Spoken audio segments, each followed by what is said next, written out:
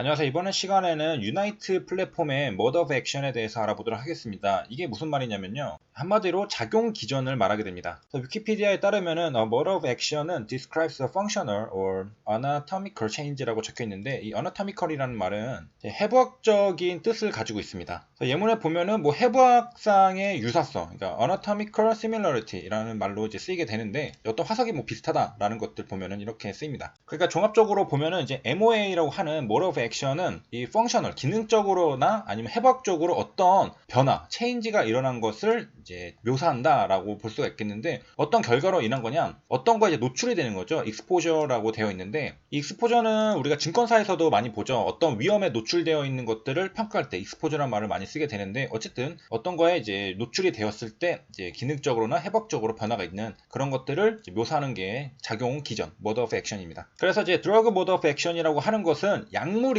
우리 몸속에서 어떤 일을 벌이는가에 대한 것입니다. 그래서 약물의 작용 메커니즘 이라는 것이고요. 그 다음에 우리가 액션은 친숙한데 모드는 뭐냐? A way of operating, living or behaving입니다. 그러니까 어떤 이제 방법, way가 방법이잖아요. 뭐 방식 그런 것들을 말하게 됩니다. 그래서 여기 예시를 보면은 의사소통 방식을 a mode of communication이라고 하는데 의사소통 방식, 그러니까 작용하는 방식이라고 생각하시면 되겠습니다. 액션하는 방식. 그래서 이제 이뮤노미 홈페이지에 들어가 보면 이렇게 mode of action이라고 적혀 있는데 이게 이제 다른 말이 아니라 이제 작용 기전, 작용하는 방식이라고 생각을 하시면 되겠습니다. 그래서 이제 유나이트 플랫폼이 이제 주력이죠.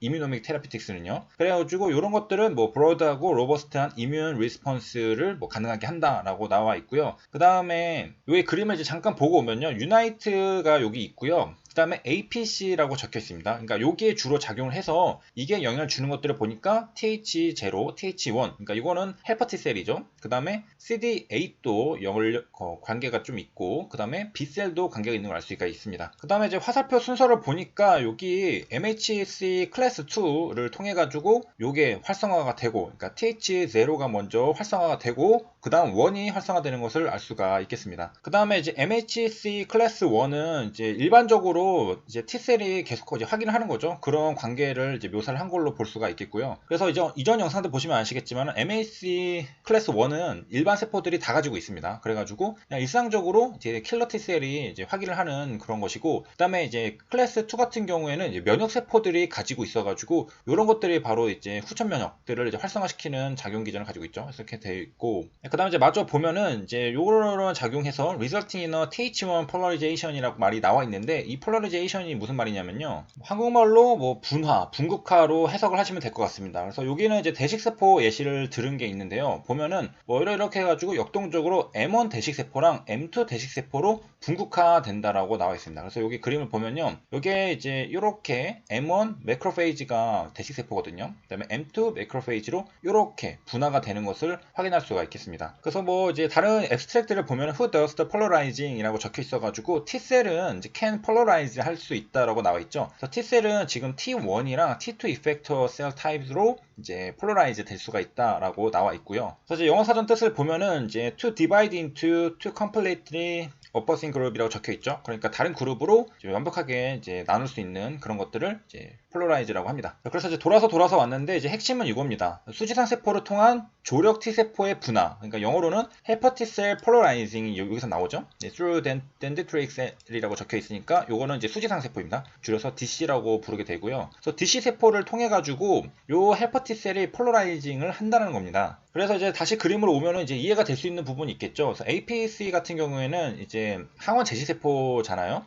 대식세포도 뭐 포함이 될 수 있고, 그 다음에 보통 이제 수지상 세포. 이뮤노믹 같은 경우에도 클리니컬 트라이얼스에 DC 세포를 이용한 임상 시험을 몇 번 이제 발표를 한 적이 있죠. 우리가 같이 살펴봤고요. 그래서 이제 아마도 여기에 있는 게 수지상 세포라는 것은 예상할 수가 있는데요. 추측할 수 있고, 그러니까 유나이트가 요 APC에 작용을 해가지고 요 TH, 그러니까 헬퍼 T셀을 분화하는데 영향을 준다. resulting in이라고 여기 적혀 있으니까 TH1 polarization에 영향을 준다라는 것까지 볼 수가 있겠습니다. 그 다음에 이제 여기 소제목만 봐도 그 유나이트 플랫폼을 이용해가지고 HLB에 이제 들어와 있는 이뮤노믹의 이제 파이프라인들을 보면요, 그 알레르기 관련된 것도 있다는 것을 알 수가 있습니다. 그래서 이제 요거를 활용해서 이제 임상을 하면서 알레르기 쪽도 같이, 그다음에 온콜로지 쪽도 같이 하고 있는 것을 볼 수가 있겠습니다. 그러니까 뭐 전혀 다른 파이프라인을 가지고 있는 게 아니라 관련이 있는 거죠. 이쪽 부분을 연구하다 보니까 알레르기 쪽에서도 이게 관련이 있으니까 같이 한다라는 것을 알 수가 있겠고요. 자, 그러면 이제 서론으로 들어가서 여기서 이제 용어를 정리를 잠깐 하면요. 이제 내재 면역 있죠. 자연 면역이라고도 하는데 이게 innate immune이고요. 그다음에 적용 면역, 후천 면역이라고도 하죠. 그래서 adaptive immune이라고 되어 있습니다. 그래서 1차적으로 내재 면역이 작용을 하고 그다음에 적용 면역이 작용을 하고요. 우리가 이제 TH 세포에 대해서 좀 많이 집중을 해야 되는 이유는 유나이트 플랫폼이 이런 언급들이 굉장히 많이 나옵니다. 그래서 헬퍼티셀에 대한 얘기가 많이 나오기 때문에 보면은 일단 이제 천식 같은 경우에는 이제 만성 기도 염증성 질환이라고 합니다. 그래가지고 이런 거에는 내재 면역과 적응 면역이 같이 작용한다고 합니다. 그래가지고 TH2, TH라는 말은 뭐의 줄임말이었냐? 여기서 이제 밝혀지죠. T helper to cell입니다. 그래서 이 반응이 유도된다는 증거가 많아졌다라고 합니다. 그러니까 지금 이 헬퍼 T셀이 중간에서 면역 작용을 뭐 더 이제 강화시키거나 그런 작용들을 하는데 이 반응이 유도가 되는 거에 또 이제 면역 반응이 일어나는 프로세스 과정 중에 있다는 거죠. 그래서 이제 천식 같은 경우에는 이제 내재 면역, 적응 면역이 같이 작용해서 이게 반응이 많이 유도가 되니까 이런 염증성 이런 것들이 계속 생기는 걸로 이해할 수가 있겠고, 그다음에 이제 추가적으로 내재 면역 반응 같은 경우에는 우리가 저번에 과립구 같은 거 봤잖아요. 대식 세포 얘는 이제 잡아먹고 과립구 같은 경우에는 이게 터져가지고 그 히스타민 같은 게 나오잖아요. 그래서 뭐 눈물, 콧물 나오고 뭐 기침도 나오고 막 그런 것들을 우리가 본 적이 있습니다. 이게 1차입니다. 1차. 그리고 이제 기억 능력이 없고 그다음에 기억 능력은 적응 면역에 있죠. 그래서 이제 여기 내용을 보면은 여기에서 우리가 뭘 볼 거냐, 수지상 세포와 TLR은 이따가 여기 옆에 있는데 아무튼 TH1, TH2 면역 반응을 어떻게 받아들이고 있는지를 기술하겠다라고 나와 있습니다. 그래서 수지상 세포가 나온다는 점, TH1, TH2가 나온다는 거에서 유나이트 플랫폼을 이해하는데 굉장히 중요한 부분을 다루고 있다는 것을 확인할 수 있습니다. 여기서 나왔던 이제 TLR 같은 경우에는 무슨 말이냐면은 이제 신호 전달 작용이 있어야 되잖아요. 병원체 공격했을 때 방어하려면은. 근데 그 이제 고전적인 신호 전달 경로인 톨 경로로 이루어진다고 하는데 이와 비슷한 역할을 하는 게 바로 톨-like 리세터, TLR이라고 적혀 있습니다. 리세터니까 수용체라는 걸 알 수가 있겠죠. 이런 게 이제 뭐 마우스, 인간에게서 확인이 되었다고 하는데